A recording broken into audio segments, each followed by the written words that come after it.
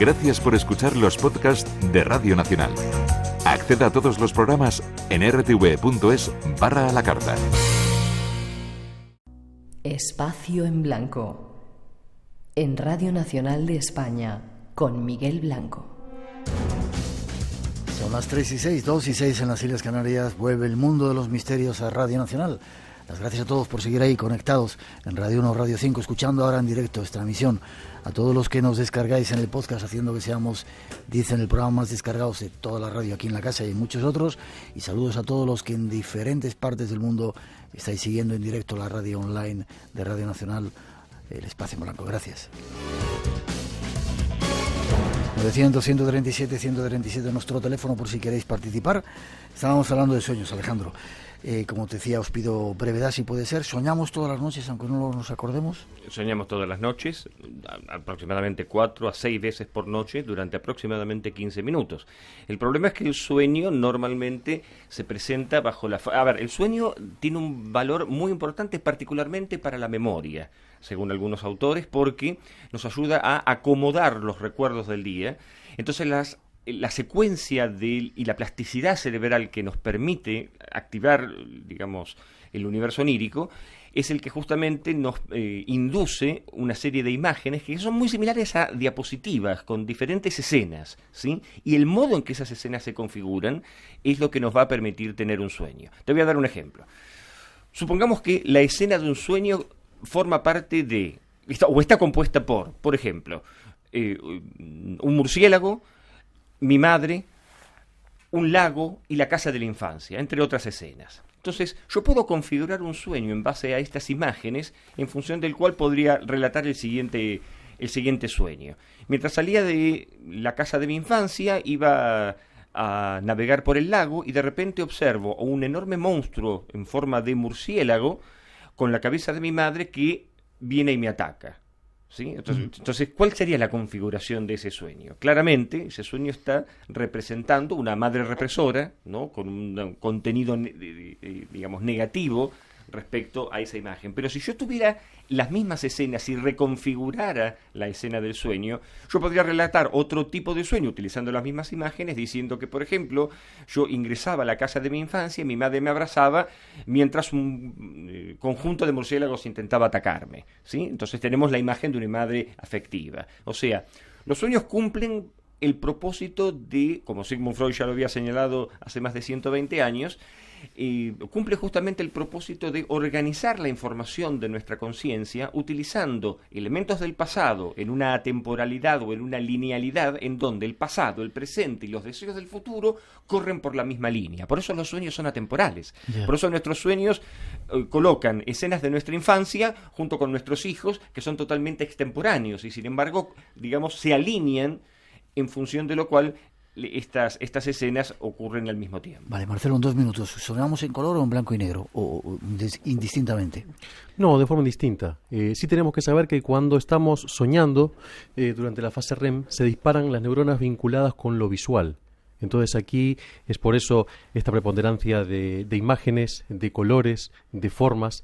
Ahora, el simbolismo que puede llegar a tener, ese es otro tema. Ya. En los estudios que hacemos nosotros, tanto Alejandro en Argentina como aquí en España, muchas veces es tratar a modo de círculo de encuentro y compartiendo los elementos de cada sueño, es llegar a poder interpretar no desde un diccionario de sueños, sino más bien lo que es cada elemento. No es lo mismo para mí de pronto lo que me simboliza la figura de un lobo o una cruz a lo que puede llegar a ser para ti. Es decir, que los sueños tienen significado, pueden tener significado. Exactamente. Vale. ¿Los invidentes sueñan en color o sueñan en blanco y negro? ¿O indistintamente? No, indistintamente. Vale. ¿Hay sueños premonitorios que te pueden avisar de algo concreto? Cuando un sueño te está diciendo no vayas a este sitio, ¿hay que hacerle caso? Bueno, lo que pasa con los sueños premonitorios, y esto ya también, si nos basamos en los numerosos trabajos que ha hecho Sigmund Freud con respecto al sueño, o pasando por lo que ha hecho el Instituto Rhein, o Stanley Krippner y Montague Ullman, se ha definido como el sueño como el estado natural amplificado de conciencia donde muchas experiencias espontáneas ocurren. Y las premoniciones, cuando están vinculadas con alguien que nos sea muy cercano a la familia, suelen llegar a recordarse. Ahora, cuando tienen que ver de pronto con hijos, con la pareja y demás, de algún modo pareciera que nuestra conciencia hace que no podamos recordar o interpretar el mensaje principal, pero sí son estos sueños que hacen que nos despertemos con una sensación extraña, negativa, como que hemos tenido algún tipo de aviso de que algo nefasto, algo malo va a ocurrir con mi madre, algo malo va a ocurrir en el trabajo, es decir, algo malo va a pasar. ¿Por qué? Porque me he despertado con esta sensación emocional desagradable que no puedo explicar, pero que me está avisando de forma premonitoria, y esta es la principal característica de la premonición, lo emocional. No hay aquí datos fehacientes, pero algo malo va a ocurrir. Y esto muchas veces ocurre, y muchas veces de forma indirecta. Personas que han soñado que de pronto moría determinado familiar, al llegar al trabajo se encuentran con la noticia de que ha fallecido no su madre, sino la madre de una compañera. Estaremos hablando del mundo de los sueños y contestando preguntas 1000 horas, pero necesito que hablemos de un último tema que vosotros también practicáis, si os parece, ¿vale? Ya os dejo descansar. ¿Estás cansado? Un poquito. Vale, te dejamos enseguida. Esa última introducción nos da datos de algo que queremos contaros esta noche.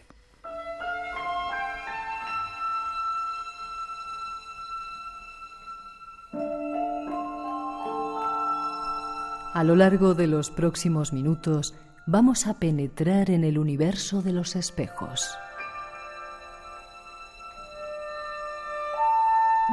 Desde tiempos muy remotos e independientemente de todas las culturas de la Tierra, ciertos individuos han tenido visiones extraordinarias cuando miran fijamente la clara profundidad de un espejo, la tranquila superficie de una límpida laguna o una esfera de cristal.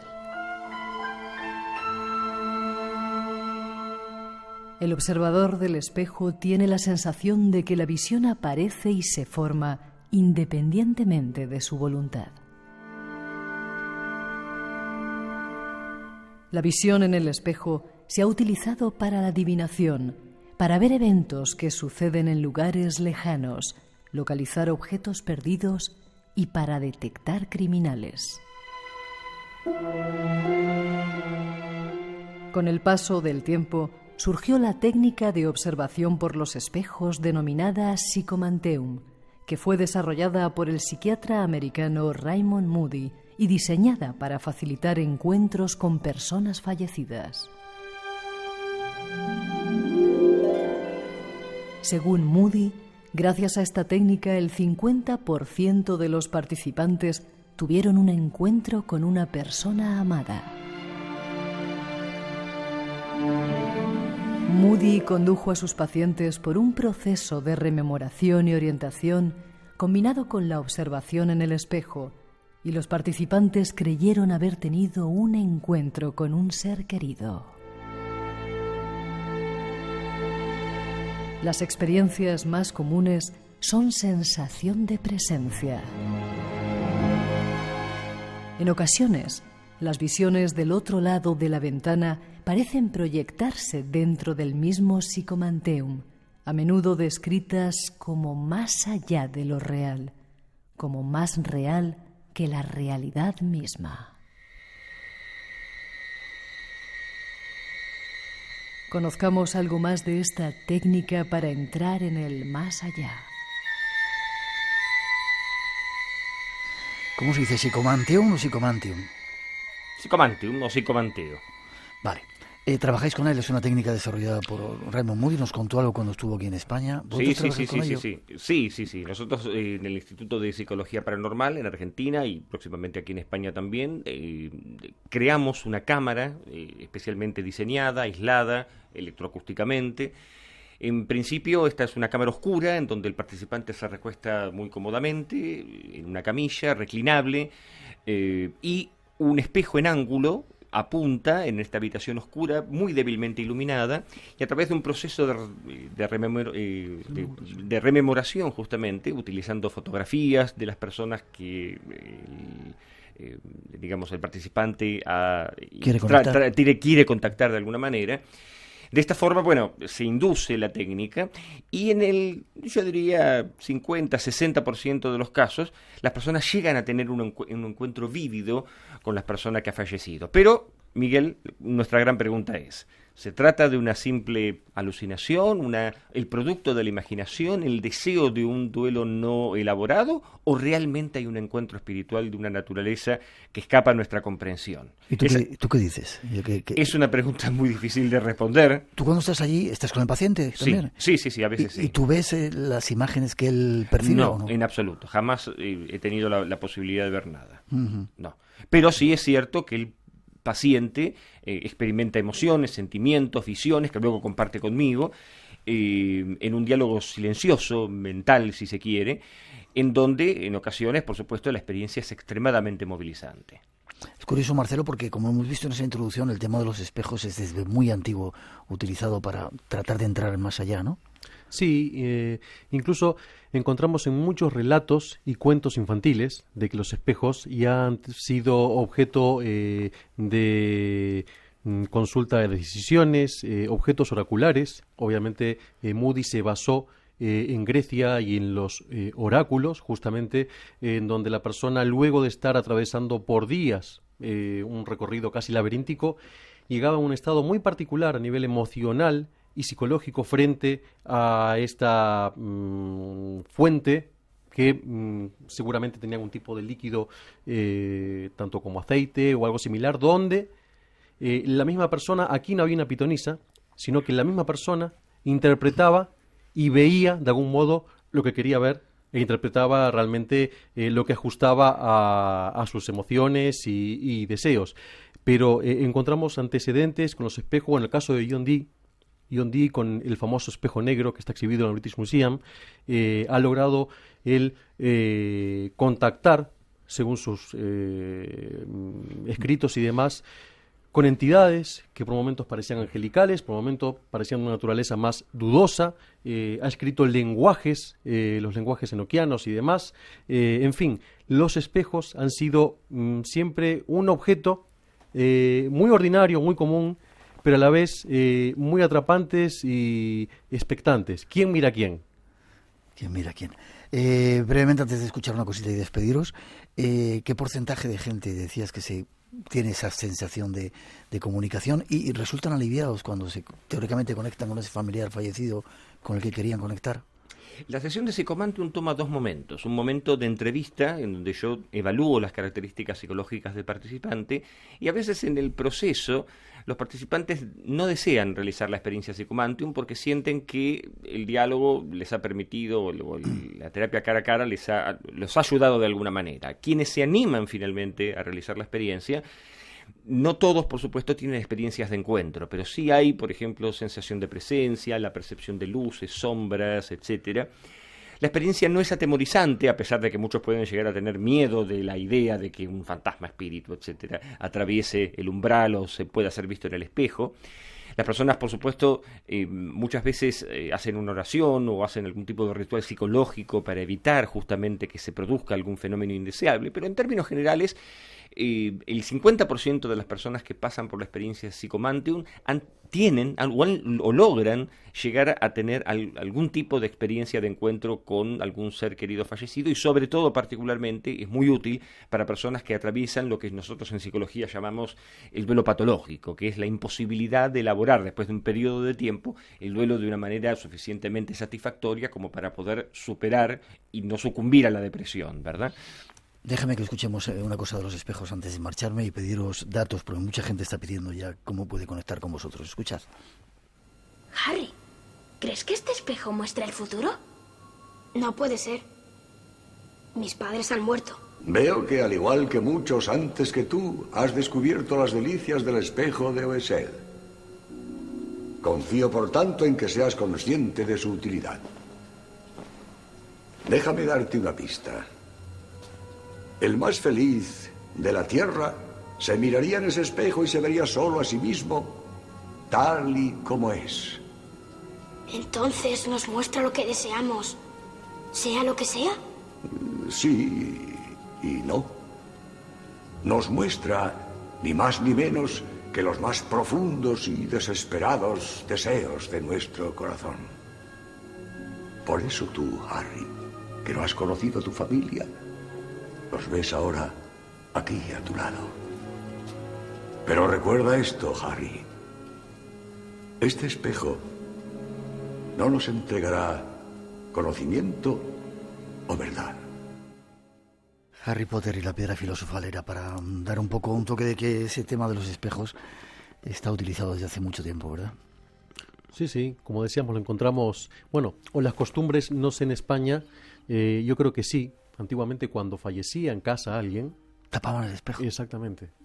Cubrían Sin entender muchas veces por qué, pero sí porque había consecuencias nefastas, vinculadas muchas veces con la paz del difunto o con el paso a la otra vida. Curioso, tengo que despediros.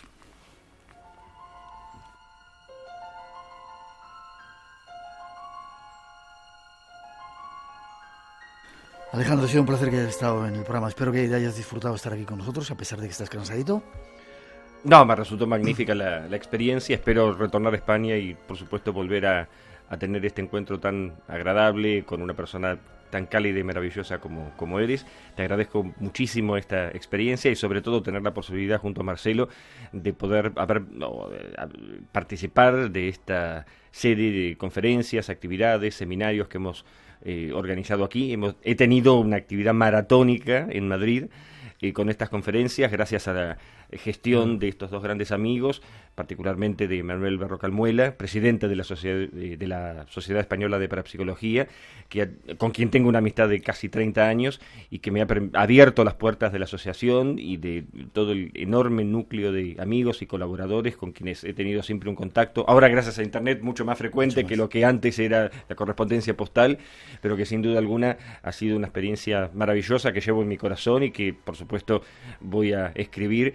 Y desde luego, bueno, a Marcelo, que me ha acompañado durante este proceso, y justamente tener la posibilidad de ofrecer actividades que nucleen al público español, particularmente, bueno, en principio... Para saber la forma de contacto, ¿dónde pueden informarse de todo eso? Se pueden informar en nuestro sitio de internet, que es www.alipsi.es, que es el sitio que todos los españoles pueden entrar en contacto. Alipsi.es. Alipsi.es. Vale, ¿y para conectar contigo estás en Face? Y para conectar conmigo, Alejandro Parra en Facebook. Van a ver las pirámides de Egipto, a las que yo he tenido la posibilidad de visitar una vez en mi vida y quedé deslumbrado. Tú has ido 54 veces, así que por supuesto ya los camellos de los beduinos ya saben quién eres.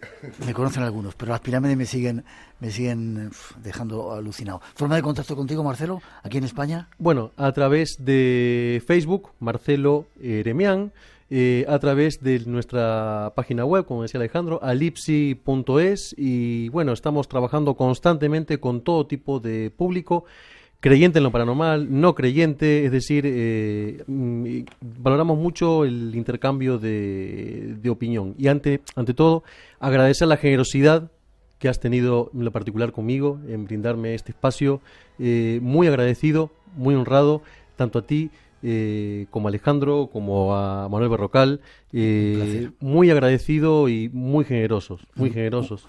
Un placer, espero que os haya gustado la experiencia. ¿Cómo es la frase que decís? No negamos... No creemos, no negamos, investigamos. Vale, eso. Yo no sé si hemos contestado, hemos dado muchas respuestas, pero se han abierto muchos caminos para que nuestros oyentes puedan investigar por su cuenta. Insisto, buen viaje a ti, Alejandro, gracias también, buen viaje a ti, espero que nos veamos por hoy por el norte. Gracias, Manuel, gracias, seguimos adelante. Gracias. Hola, buenas madrugadas ahí en España. Les habla José Luis Sauceda Sánchez desde Santa Cruz de la Sierra, Bolivia. Llevo 1 año y 6 meses aquí. Muchas gracias por el programa y que os escucho todos los sábados. Me gustaría que fuera todos los días, pero no puede ser. Muchas gracias y buenas noches. Espacio en Blanco. El lugar donde habita el misterio. Con Miguel Blanco, en Radio Nacional de España. La leyenda continúa.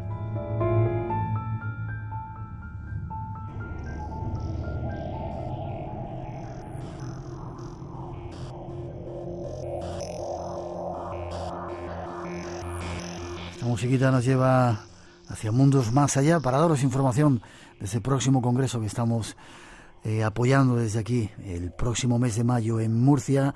Hasta allí nos vamos a hablar con su organizador, Antonio Pérez. Buenas noches, ¿cómo estás? Buenas noches, Miguel. Pues muy bien, muy liado, pero muy bien. Bien, cada día queda eso, menos tiempo, ¿no? Pasa el tiempo volando y tú me estás diciendo que tenemos que hacer, que no sé cuánto, que el vídeo... Sí, es que el tiempo ya nos va apremiando y os voy dejando a vuestro aire, pero al final os tengo que apretar un poco a todos porque tenemos que llegar a buen puerto ese sábado 5 y ese domingo 6 y tenerlo todo perfecto para que nuestros oyentes y la gente que venga a vernos pues se vayan contentos. Y estará perfecto, ya verás. 5 y 6 de mayo en Murcia, lugar, dime. Teatro Circo. Qué sitio más bonito, ¿verdad? Precioso. ¿Hay lugar para unas 600 personas? Efectivamente. Y dime un poco los ponentes que van a estar en esa semana, en ese fin de semana 5 y 6 de mayo. Pues vamos a tener a Jesús Callejo, a Josep Guijarro, Espera, Pedro Amorós. ¿Jesús Callejo de qué va a hablar? ¿Lo tienes por ahí? Pues Jesús Callejo va a hablar lenguaje secreto de las pinturas rupestres. Jesús siempre buscando temas increíbles. Sí, él siempre trae aquí algo increíble. Lenguaje secreto de las pinturas rupestres. ¿Qué más? Pues vamos a tener, te he dicho, Jesús Callejo, Josep Guijarro, vamos a tener Josep Guijarro con coincidencias imposibles. Vamos a tener a Aldo Linares, el cercano mundo de la intuición.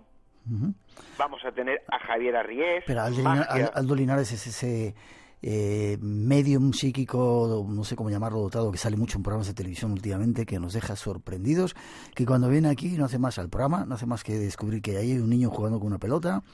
No os perdáis conocerle, que es un tipo increíble, Aldo Linares. Además, de verdad. Javier Arriés también está con nosotros. Javier aquí en Arriés, que nos va a hablar de magia, vida y muerte en el Antiguo Egipto.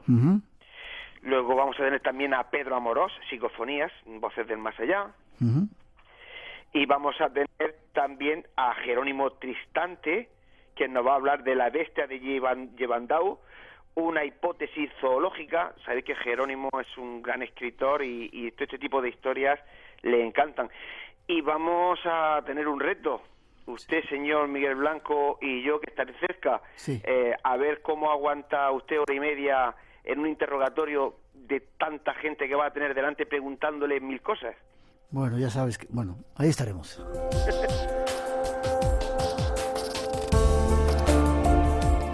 Iba a decir que con el vicio de preguntar, pero no, hay que tener respeto a toda esa gente que va a venir a este Congreso Solidario 5 y 6 de mayo y estaré súper encantado de contestar a todas las preguntas que quieran hacer en tu compañía. Dime forma de contacto para que se den, bueno, la gente va con tranquilita, pero daros un poquito de prisa para no quedaros sin un puesto en este Congreso, un Congreso solidario como el del año pasado, ¿verdad? Efectivamente. Todo el beneficio de este congreso irá a parar a la asociación AMDIP, una asociación murciana de disfagia infantil y botón gástrico. De verdad que merece la pena que la gente se pase y vea un poco la historia de estos chicos, de estos niños, porque además de no tener ayuda de nadie, es impresionante el esfuerzo que hacen para poder vivir. ¿Cómo contactarnos? Muy fácil. Espera un segundito. Otra vez el mundo del misterio, que sirve para ayudar de esa forma solidaria a personas que a veces están olvidadas. Ayuntamiento de Murcia colabora, ¿verdad? También hay que darle gracias a ellos. Efectivamente, los que ellos ponen el teatro, hay que dar las gracias al concejal de Cultura y Turismo de Murcia, a don Jesús Pacheco, y la forma de inscribirse, pues como todos los años, muy fácil, entrando en la web www.congresomasallá.com y bueno, es seguir los pasos, es algo muy sencillo que todos los años la gente pregunta, pero una vez que entres dentro de la web no hay ningún tipo de problema. Yo, como decirte, Miguel, y decirle a todos tus oyentes y a la gente que vaya a venir, ayudarnos a ayudar a Andy. Y no solamente ayudar, sino disfrutar un fin de semana con algunos de los mejores especialistas en nuestro país en estos temas y comprobar que el mundo del misterio sirve para algo más. Gracias, Antonio, por tu trabajo. Daos prisa, www.congresomasallá.com. Masallá.com. Ahí podéis inscribiros y ahí nos vemos. Seguimos estando en contacto. Fuerte abrazo, Antonio. Claro que sí, un abrazo, buenas noches. Hasta prontito. Nos gustan las vacaciones porque no tenemos horarios. Nos gustan los podcasts porque no tienen horario. Nos gustas tú porque pones tus horarios. Conecta con nosotros. Es hora de podcast en rtve.es.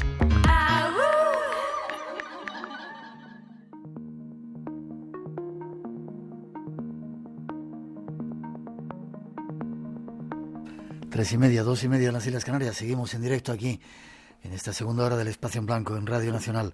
Antes hablábamos de sueños y de mundos paranormales. Nos vamos ahora a un lugar lleno de misterios. Rennes-le-Château, lo conocemos y tratamos de dar otros puntos de vista. Buscamos puntos de vista diferentes.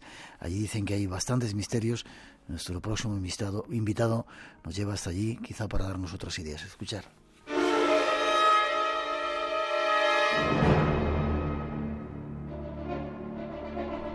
La iglesia de Rennes-le-Château sigue rodeada de un halo de misterio. Muchos han sido los investigadores que han intentado dar respuestas a algunas de estas incógnitas. Entre ellas, el misterio del abad Saunière, que se llevó el secreto a la tumba. Los artistas del Museo de Cera de París han modelado la figura del abate Saunière, que puede verse hoy en lo que fuera el humilde presbiterio de Rennes-le-Château. Los viejos muros del presbiterio que habitó François Berenguer Saunière acogen un museo dedicado al misterio de su vida. Un misterio que centenares de investigadores están intentando desentrañar y que atrae a innumerables curiosos de todo el mundo a la pequeña colina sobre la que se alza Rennes-le-Château.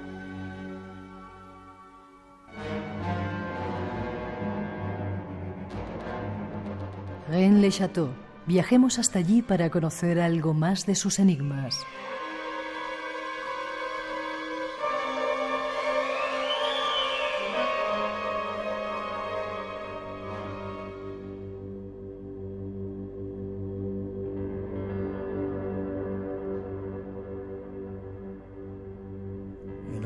Nos vamos de viaje a conocer uno de los lugares más extraños que uno puede echarse a la cara, todavía lleno de misterios. Primero nos vamos hasta Cataluña a saludar a nuestro invitado Enric Sabarich. Buenas noches, Enric. Hola, buenas noches, Miguel. Estás en Cataluña, ¿no? Estamos aquí, estoy en la provincia de Lérida. Bien, Lérida. Veía el prefijo ese de teléfono que teníamos y no lo localizaba. Gracias por estar antes de nada en nuestro programa. Un placer. Licenciado en Prehistoria, Historia Antigua y Arqueología. Y de repente escribe un libro que se llama Retorno a Rennes-le-Château, un ensayo riguroso que aporta pruebas científicas sobre lo que allí ocurrió, y dices al principio del libro que te acabas de marchar y ya estás deseando volver. ¿Por qué te has metido a escribir un libro sobre Rennes-le-Château? Bueno, realmente esto es el fruto de más de 30 años de investigación, o sea, no es una flor de un día. Han sido más de 30 años metido en este tema y realmente estoy atrapado. Aún tengo ganas de volver y creo que sí, nunca perderé esas ganas. ¿Pero por qué? ¿Qué te llama la atención de ese lugar? Mira que hay sitios, y además tú que has estudiado arqueología y prehistoria. Sí. No, claro, eso empezó ya con aquel famoso libro El Enigma Sagrado en los años 80, que nos atrapó a todos un poquito, ¿no? Con aquel famoso bestseller que nos metió de lleno en aquella trama de aquel cura que había encontrado unos pergaminos en su iglesia, y aquello entroncaba con la dinastía de los merovingios, claro, y en toda la dinastía sagrada, de la descendencia sagrada de Jesús y María Magdalena. Todo aquello me sobresaltó de tal manera que quedé enganchado, y a partir de este momento empecé a investigar, a tirar de muchos hilos hasta el día de hoy.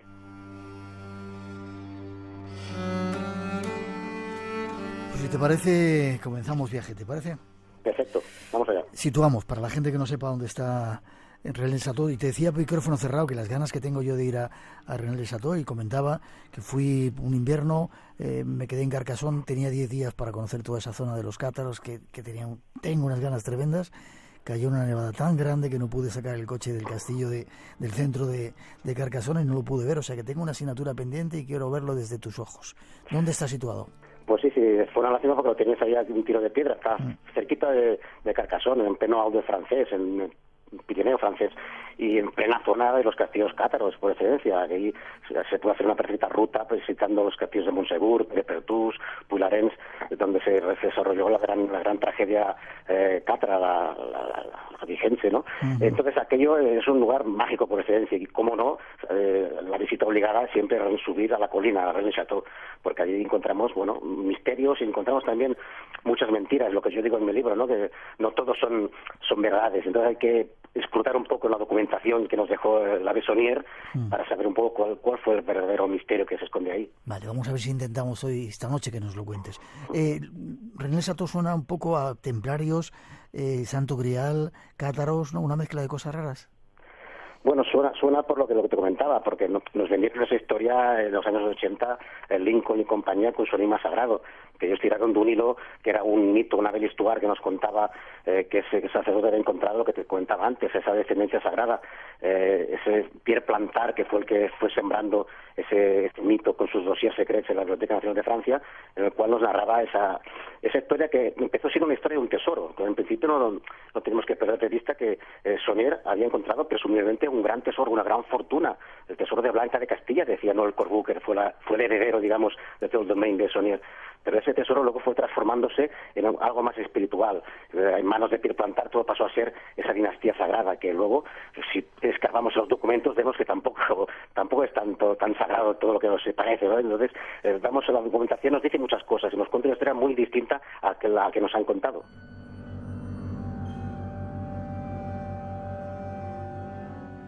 Pues vamos, si te parece, Enrique, a tratar de desentrañar o a quitar el polvo, de la paja, ¿se dice? Sí.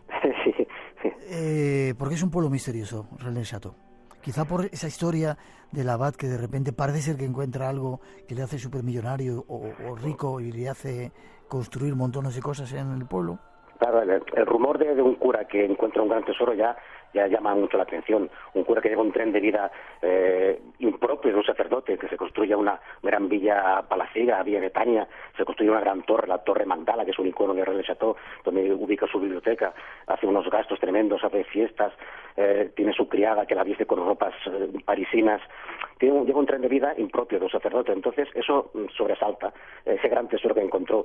Pero realmente Pierre Plantard fue creó esa Belle Histoire que llaman los franceses, ese mito en el cual el tesoro se fue transformando, lo que decíamos antes, en algo más sagrado, en esa descendencia sagrada, y en manos de Lincoln y compañía en su enigma sagrado, y sobre todo actualmente en manos de Dan Brown con su Código da Vinci, que no debemos perderlo nunca de vista. Código da Vinci fue el que extendió ese misterio a nivel ya a escalas superlativas, pues alcanzó otro tipo de dimensión. Ya, se decía eso en un principio que había sido un tesoro, después se cambió la teoría, se decía que quizá era un secreto que la Iglesia guardaba y que había encontrado este sacerdote, quizá la descendencia de Cristo, de que María Magdalena tuvo descendientes y la sangre real viene por ahí. Claro, eso es lo que proponía Lincoln y sus coautores en el enigma sagrado. Proponían eso, pero realmente lo que proponía el Pierre Plantard era que los documentos hallados por Saunier eran simplemente una relación, una vinculación con la dinastía de los merovingios, y ahí vinculaba al Priorato de Sion, vinculaba a toda una serie de personajes a su alrededor que lo incluían a él mismo como último estandarte, como último heredero de esa estirpe merovingia. El tema de que fuera descendiente de Jesús, eso fue un añadido que puso Lincoln y compañía, y que al propio Plantard ya le fue bien. Ya dentro de su gran megalomanía le iba bien que fuera también descendiente de Jesús y descendiente de los merovingios y de todo un poco, porque ese era el gran estafador, digamos, de toda esa historia, Pierre Plantard. Ya. Pero sí tiene que haber algo cuando el abad construye su casa o su mansión Magdala. ¿Tiene que ver con María Magdalena o la iglesia de...? Fíjate que la iglesia de Rennes-le-Château está consagrada a María Magdalena, como otras iglesias que hay por toda Francia, incluso por toda España. María Magdalena es un personaje, fíjate, evangélico, no histórico. No hay que perder nunca de vista que hablamos de un personaje que no es histórico. Por tanto, yo siempre lo digo, no es un personaje que hay que buscarlo físicamente. Pues no, pues mucha gente va a Rennes-le-Château buscando incluso la tumba de María Magdalena, cuando hay dos reliquias de María Magdalena que son reconocidas en Francia, la de Felé y la otra. Entonces, no hay que buscar nunca la reliquia de María Magdalena, porque no está. Hay gente incluso que va a hacer rutas guiadas para buscar la cueva donde pernoctó la Magdalena, cerca de la zona de Rennes-le-Château. Entonces, es una zona de Magdalena, es una zona que Saunier era un gran amante y rendía culto a la Magdalena.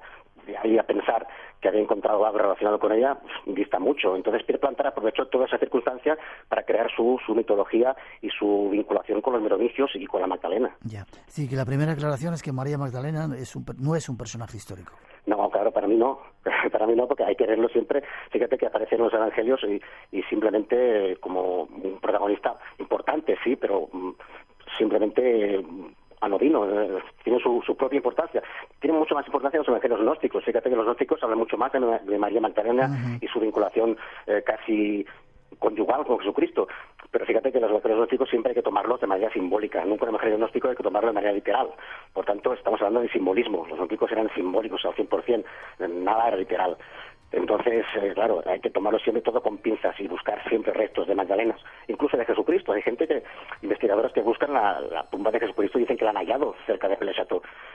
Da para mucho Relais-Château, da para mucha fantasía y para muchas especulaciones de todo tipo. Hay otro tema también que se ve en la iglesia, Enrique, que es una imagen de Asmodeo, quizá un diablo que se ve ahí en el lugar. Sí, el famoso diablo, el diablo que te recibe cuando entras a la iglesia, te recibe sujetando la pila de agua bendita y 4 ángeles que le subyugan y hacen el signo de la cruz, y una leyenda que dice: por este signo le vencerás al diablo, que está subyugado y casi penitente. Ese diablo fue el propio Pierre Plantard, y luego Gerard de Sèvres, que fue su negro, digamos, entre comillas, que creó Lord de Rennes, su libro bandera. Lo llamaron Asmodeo como guardián de los tesoros de Jerusalén, protector del templo.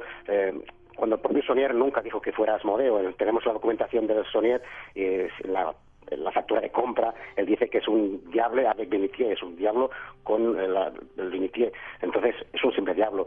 El hecho de que sea Asmodeo es circunstancial y forma parte del mito. Asmodeo, que tuvo su relevancia hace poco, que fíjate que fue objeto de un ataque terrorista también, entre comillas, en que fue decapitado por segunda vez y fue destruido. Actualmente lo están reconstruyendo. Has hablado mucho de Saunier. ¿Quién era este personaje? Para aclarar a nuestros oyentes. Pues Saunier era un sacerdote que llega en 1865, llega al pueblito Relais-Château y se encuentra una iglesia totalmente derruida y empieza el proceso de restauración. Saunier era un cura de la zona, su pueblo natal está justo delante de Relais-Château, era vecino de allí. Entonces es un sacerdote que, tiene muchos contactos. Fíjate, un sacerdote de derechas, un sacerdote monárquico, estamos en la Tercera República, se están produciendo unas votaciones y él hace proclamas a favor de la monarquía, a favor del rey de Francia. Entonces, claro, él recibe donaciones de la clase pudiente, digamos, monárquica de la zona, y gracias a esas donaciones él empieza ya a restaurar su iglesia y a comprar ya sus nuevas estatuas a la empresa Giscard de Toulouse. Y fue un poco como empieza el tema, con el hallazgo de esos pergaminos que existen o no existen. Bueno, tenemos copias, son realmente falsos esos pergaminos porque no tienen ningún sentido. Son pergaminos que hizo Plantard y sus acólitos para justificar esa relación con los merovingios. Si los analizas bien, vemos que están llenos de errores, y sus mensajes cifrados también se vinculan con los merovingios, pero está todo tan manipulado que incluso hay gente que sigue creyendo en ellos, pero realmente ya han pasado la historia del tema de los pergaminos. Vale. Aclarando temas, ¿Plantard quién era, este otro personaje?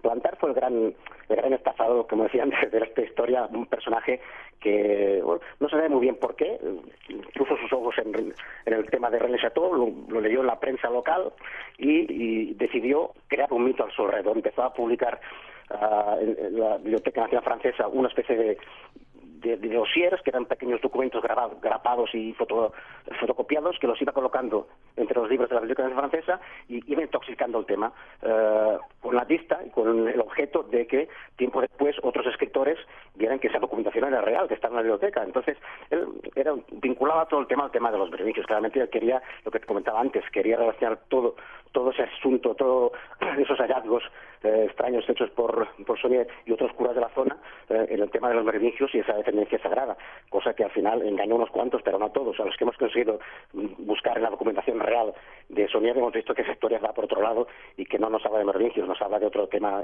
otro tipo de asuntos, como las ventas de misas. ¿Ventas de misas? Venta de misas, claro, porque Saunier realmente vendía misas. Eso fue acusado y fue enjuiciado y condenado por ello, y suspendido además. Claro, él vendía misas. ¿Qué significa vender misas? Un sacerdote está está obligado o puede hacer 3 misas diarias, sí, y cobrar por ellas, pero claro, Sonier llegó a hacer unas 13 misas cada día durante años. 13 misas, ¿y las cobraba? Las cobraba. ¿Las misas se cobran? Claro, las cobraba. Y no solo eso, que las publicitaba por los periódicos de la zona y de otros países incluso, y él iba cobrando esas misas. Espera. Nunca llegó a realizar, claro, pero sí a cobrar. Se llegó a embolsar mucho, pero mucho dinero con ese tráfico de misas. Un tráfico que, por otra parte, no era nada normal en esa época. Se hacía. Incluso se hacía con el contubernio, digamos, de su obispo, el obispo Villar, que estaba de acuerdo con ello y formaba parte de ese complot, de esa trama, digamos, de venta de misas. Eso fue una fuente muy importante de ingreso de dinero de Sonier. Pero no fue la única. Hubo muchas fuentes más, pequeñas fuentes, que contribuyeron a esa riqueza. Pero no hubo ese gran tesoro que siempre se ha dado en mayúsculas. Esa fuente de riqueza puntual no existió. Para mí no hay ese gran tesoro, esos 50 millardos, esa barbaridad de dinero que se decía que había encontrado. No. Creemos que hay otros pequeños fuentes de ingresos, pero que no tienen nada que ver con un tesoro.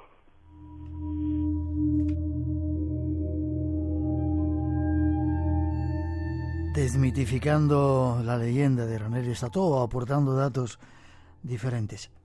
Es decir, que no había pista de María Magdalena, no había pista de la sangre real de los descendientes de Cristo, no había un tesoro, no estaban los merovingios por ahí, los pergaminos no eran ciertos, sino venta de misas por un lado y algún que otro chanchullo hicieron brotar este lugar.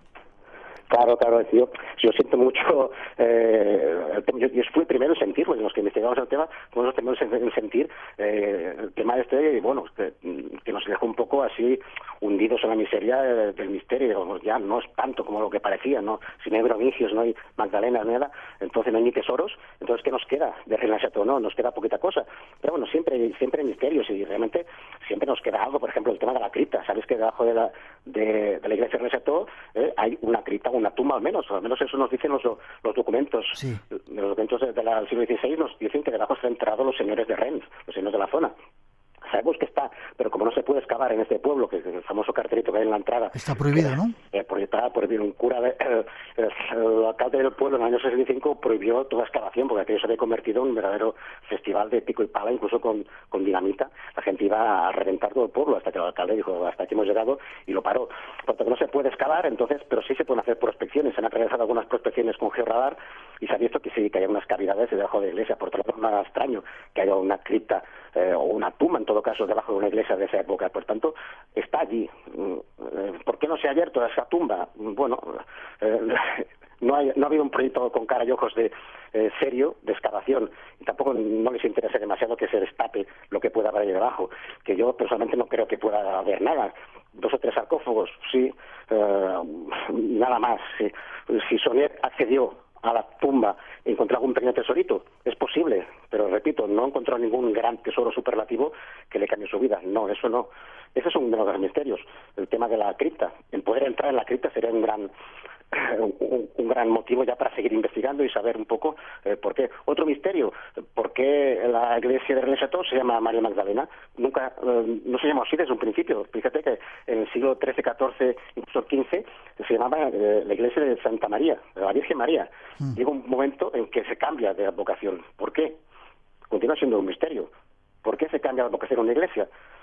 Hay un motivo importante, por encontrar reliquias. Sí, ese es un motivo que nos dicen que si encuentras una reliquia falsa, como todas las reliquias de María Magdalena, ese es un motivo suficiente para cambiar la advocación. ¿Se encontró alguna reliquia sobre eso en René Lestat? Es una posibilidad.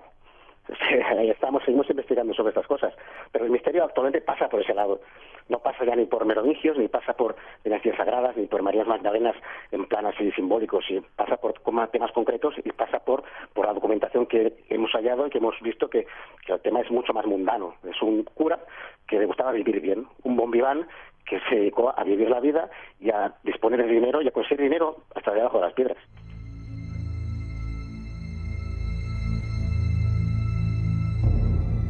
Más claro no lo has podido decir. Sin embargo, sí, ya para terminar, Enrique, es una zona, no sé si llena de leyenda alrededor, cátagos, toda esa serie de cosas, y de una geografía muy especial, ¿no? Sí, ya te digo, es una zona, al margen de Rennes-le-Château, es una zona cátara por eminencia, ¿no? De ahí se desarrolló la gran tragedia cátara, y entonces ahí está todo, y es una zona también llena de leyendas de tesoros, claro.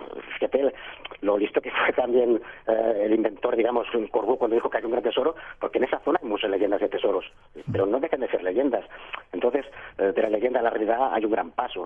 Es una zona muy bonita. Yo recomiendo a todos los oyentes que vayan buscando lo que quieran, crean que tienen que buscar, que lean mi libro, que vean las cosas de otra manera, y que no se dejen engañar, sobre todo, que no vayan buscando tumbas de Magdalena, porque no se encontrarán, pero encontrarán otras cosas, quizás encontrarán espiritualidad, sí, quizás encontrarán certidumbre, encontrarán la verdad, sí, encontrarán seguramente buena gastronomía, porque la hay, encontrarán buenos paisajes, en definitiva encontrarán un buen clima y una buena jornada de visita a un sitio que siempre será mágico para nosotros, a pesar de los pesares, a pesar de que ya no hay tanto misterio como había en un principio, siempre será Rennes-le-Château, y siempre, aunque no sabemos que no es Asmodeo, siempre será Asmodeo.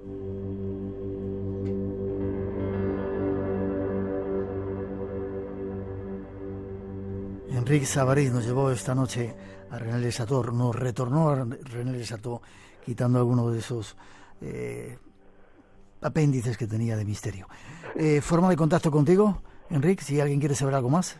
Sí, bueno, yo administro un grupo de Facebook que se llama El Secreto de Rennes-le-Château, me encontraréis en Facebook o en mi muro de Facebook simplemente, y ahí veréis como día a día estamos ahí investigando sobre el tema, compañeros del tema como Oscar Fábrega y Xavier Bonet, con quienes escribí un libro a principios de año, Compendium Regae, que realmente es un poco, se considera la Biblia de este tema, y en el cual ahí establecemos todo el fundamento documental, y en el cual me baso para yo hacer mi retorno a Rennes-le-Château, que es fundamental. Os recomiendo el retorno a Rennes-le-Château, pero también os recomiendo sobre todo Compendium Regae, esa obra magna, y que bueno, que marca un antes y un después de toda la investigación. A partir de ahora ya nadie podrá adentrarse en la investigación de Rennes-le-Château sin pasar antes por Compendium Regae, y sobre todo por Retorno a Rennes-le-Château, que nos dará otra visión diferente, y sobre todo quizá no tan mágica, pero más mundana y más con los pies en la tierra, y que bueno, que pero también tiene su parte de misterio. ¿Por qué no? No olvidemos el misterio, porque a veces el misterio no es solo hablar de extraterrestres y hablar de cosas así superlativas, sino hablar de cosas que son reales y que están en el suelo, pero que tienen su misterio. Con pruebas, sí señor. Exactamente. Gracias, Enrique, ha sido un placer estar contigo. Espero que la próxima vez no me caiga esa nevada y pueda por lo menos ver el pueblo. Me encantaría conocerlo y de tu mano. Pues espero que vayamos un día juntos y te explicaré todo el tema de allí y sin nieve. Me encantará. Un fuerte abrazo, te deseo lo mejor. Feliz año. Un abrazo. Feliz año, igualmente. Hasta prontito. Adiós.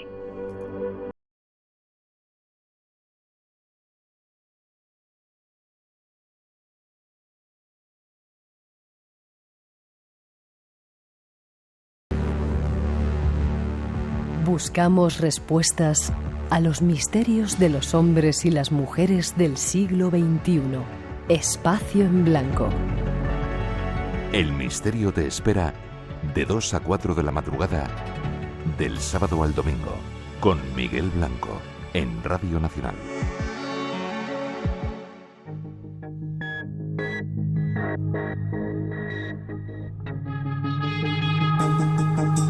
Qué ganas tengo, Rosa, de ver ese pueblo, Rennes-le-Château. Buenas noches. Buenas noches, Miguel.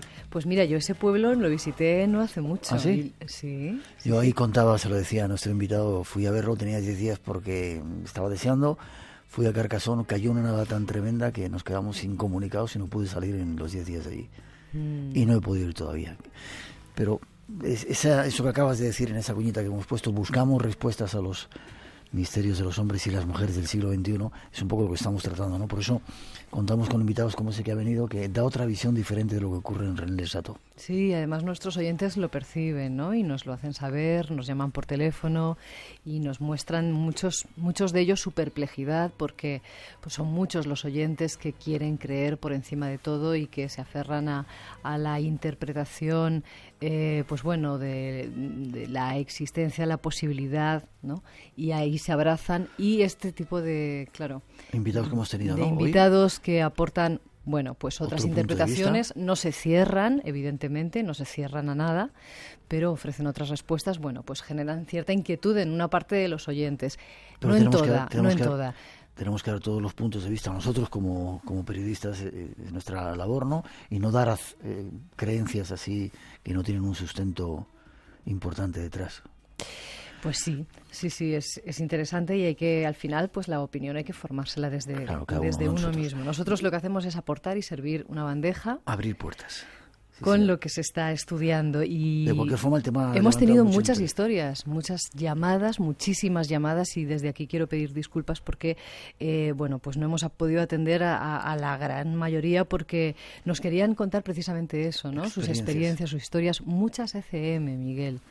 Muchas ECM, nos ha llamado, por ejemplo, Sara de Gijón, vivió una ECM tras una operación, mientras los médicos estaban cosiéndola. Ella pudo ver perfectamente lo que estaba sucediendo en ese quirófano, o la historia de Mari Carmen de Elche, muy impactante, ¿no? Donde ella se encontró con esa fuerza primigenia, por denominarla de alguna manera, de la que todos procedemos, ¿no? O así lo percibió ella. Y que les vengan a decir a ellos que no son ciertas esas experiencias, doctores, psicólogos o quien sea. No es una crítica, son los invitados.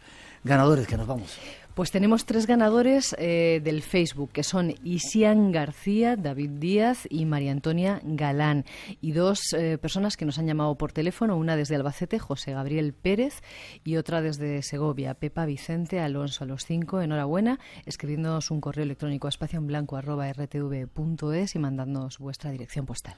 Y nuestro nuevo número de WhatsApp, donde desde cualquier parte del mundo podéis mandaros una nota de voz para saber que estáis ahí. El 633 44 88 16. Muchas gracias, buenas noches, feliz semana, nos vemos, Rosa, ¿vale? Hasta la semana que viene.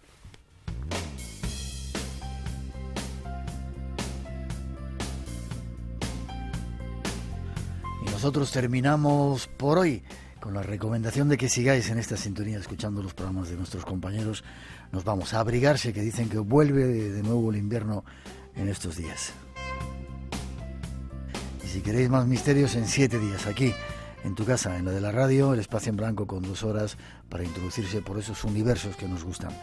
Mientras, os esperamos a todos. Feliz semana, y ahora un poco de música hasta las 4. Feliz semana, nos encontramos en el espacio en blanco.